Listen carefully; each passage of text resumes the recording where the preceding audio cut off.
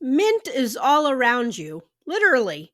There are many varieties of mints, plus, it's a humongous family of plants. It's very hardy and easy to grow. They are perennial herbs that are noted for their aromatic smells and medicinal qualities. Mint has long been used as flavorings in foods, gum, toothpaste, antacids, and cough drops. Mint teas soothe stomach aches and indigestion, as well as being great for coughs. In addition, mint essential oils can repel nasty biting insects such as flies and fleas. Yes, mint can be invasive. This patch of apple mint started with two small plants from a friend. Apple mint is my very favorite variety. It is wonderful used in iced tea, and you can mix it with lemon balm for additional flavor.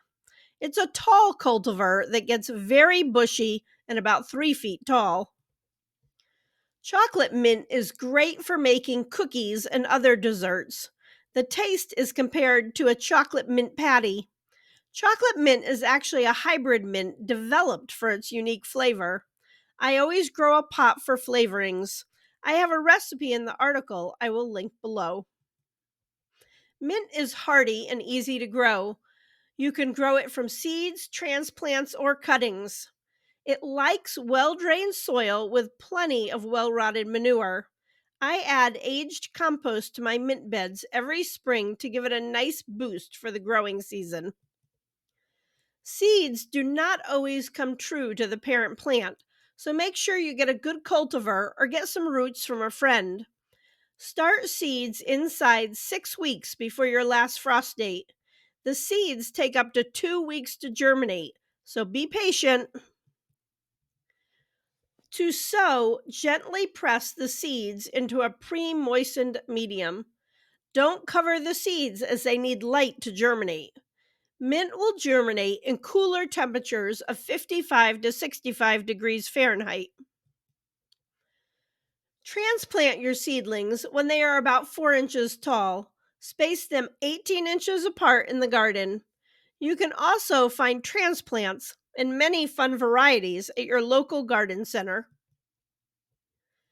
Mint will grow hydroponically from cuttings from both stem and root cuttings. For stem cuttings, cut off a stem at about 6 inches from the top of the plant and remove the lower leaves. Place the stem in a glass of water in an area of diffused light. The stems will root in a couple of weeks. Check out my books on Amazon. My book, Kick the Grocery Store Goodbye, is all about having a productive garden that feeds your family. Mint likes moisture. There is an old expression that says, plant your mint by a dripping faucet.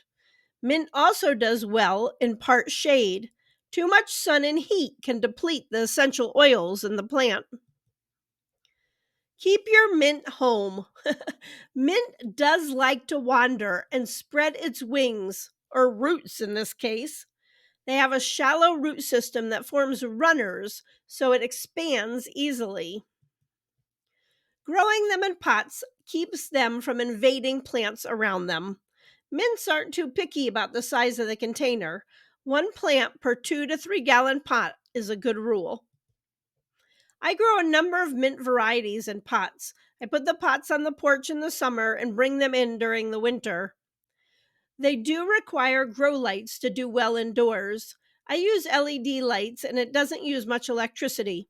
Also, misting your herbs in winter helps to keep the humidity level up during the drier months.